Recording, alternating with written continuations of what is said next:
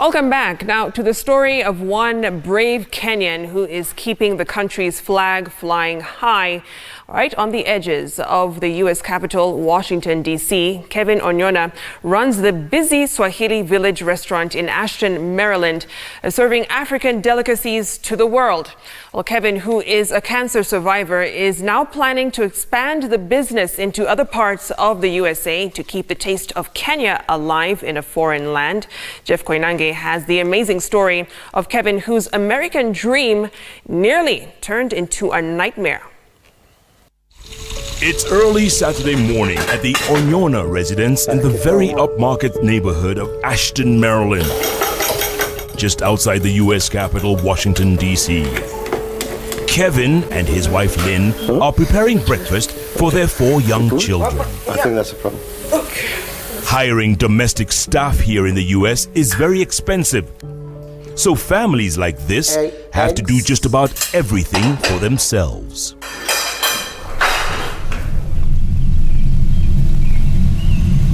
While breakfast is being served, we arrive at the address.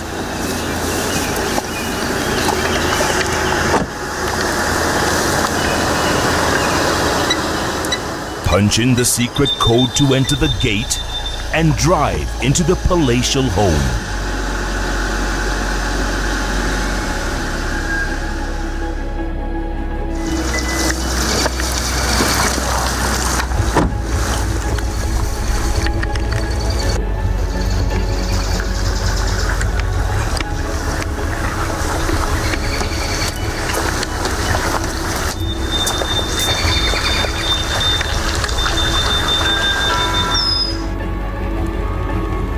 There you are. What's up, brother? Kevin Onyona arrived in the U.S. more than 20 years ago to study. His soon-to-be wife had already been here studying as well. They fell in love soon after and got married here in the U.S. The children followed soon after. That's my wife Lynn. Staggered from the eldest, who's 13, to the youngest, just 1 year old. After graduating from university, Kevin then started working in corporate America, where he was doing quite well at Home Depot, a famous hardware store. After breakfast, it's on to daily chores for Kevin around the house, including cleaning his heated swimming pool, before heading out to what he calls his lifelong passion.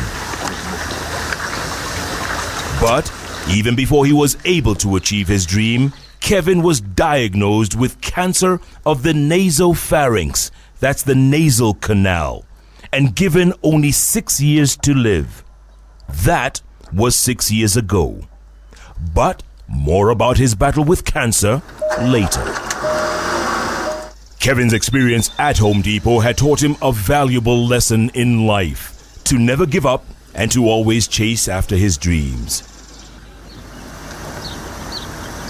Which is exactly what he did by teaching himself how to become a chef. And not just any ordinary chef. He wanted to be the best chef. And on top of that, he wanted to own his own restaurant. 2 years ago, he bought what was then a supermarket and converted it into a fine dining restaurant. He named it Swahili Village. And it's the only restaurant in Maryland that caters to the African diaspora and look at how and anyone else who enjoys African food. Leo utatupa chapati ngapi leo? This chicken curry is mine. You cannot find it anywhere else. It is a labor of love for the 52-year-old who clearly enjoys what he does and is passionate about his first love. Okay. Mboga. No, Mama Mboga. Let's call it Mama Mboga. It's like Mama Mboga. By the way, apart from the standard nyama choma and ugali and skuma wiki,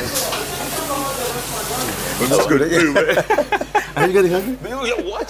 Swahili Village was a hit from day one, completely booked from Monday to Monday, with many customers waiting, some for an hour or more, just to get seated. This restaurant was designed by Kenyan architects. Most of what you see here were built by Africans and Kenyans to begin with. And everything you see, we built from the ground up. From diplomats to professionals working in international organizations to students, mostly of African descent, just yearning for a taste of home. I saw you out there waiting for like 30, 45 minutes. Okay. Why? The food. It's authentic. It's what it is. Smells great. It's just Kenyan. And for people who live outside Kenya, the closest to what you get is right here. When you leave home, you have to find home where you've gone. And that includes making new friends, but also taking a bit of what you remember so that you don't feel that emptiness. So that means when I speak to a guy like you, I eat some skuma wiki, I forget for a few minutes that I'm not with my mom back home, right? 10 months into his new venture, though, disaster struck. Boom, there's a fire. After 2 years of some serious successful business, and we were growing at the rate of 30%. Swahili Village was closed for almost a year, losing millions of dollars. That's hundreds of millions of shillings in revenue. And Kevin still had a loan to pay. And so the fire was so bad, Jeff, thank God it didn't hurt anybody. It happened at 5 o'clock in the morning. And ravaged the entire kitchen, as you see it. I just built that brand new. The entire kitchen and a lot of the front, because when the firemen come, you know how they come. They hit everything. Anything in their way, so a lot of damage.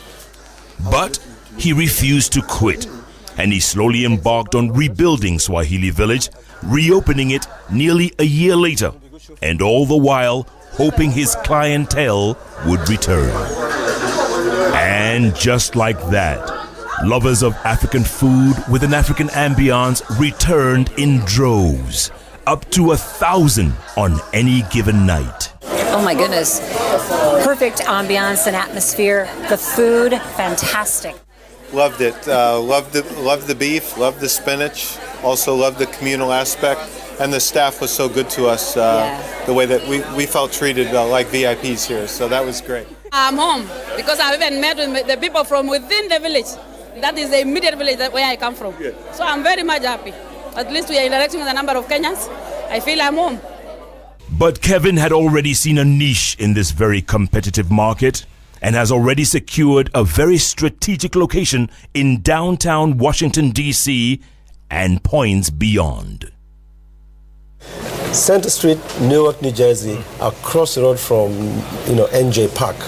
A beautiful brand new building. We have already secured location. The design plans are underway. And I think that's a deliverable by next year. He also says competing with other famous African restaurants like the Ethiopians and West Africans doesn't bother him one bit. Actually, we're going to kill them. We're going to kill them. That restaurant is going to do well.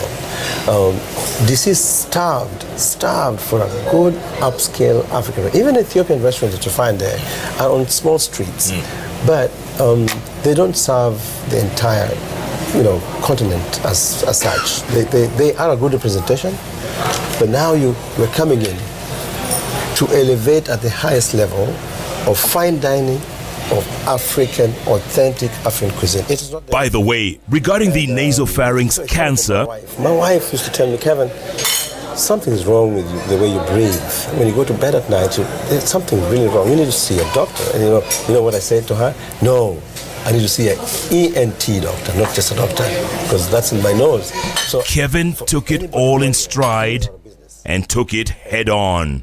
So I was on stage 3, and they told me, we're going to kill it. But Kevin, we're going to fight. We're going to give you 30%.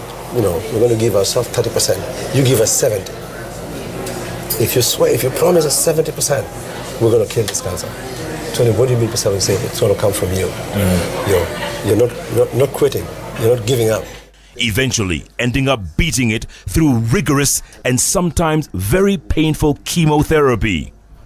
He's been in remission now for more than a year. And I went to remission year number 4. It was gone. And is even talking about his long-term goals for Swahili Village.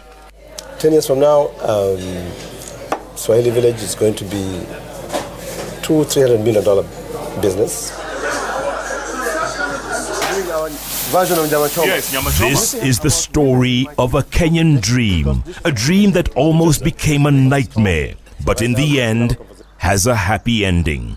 Kevin Onyona is living his dream and proving every day that nothing in life is impossible if one just has the right attitude and the strength and the spirit to fight on and never give up. It's attitude and humility. If you lack those two, you're going to be stopped somewhere. Because your attitude, I believe, is really what drives. It's that part of you that lets you see opportunity, see it even in the worst situations, in people. Jeff Koinange for Citizen Television, Ashton, Maryland.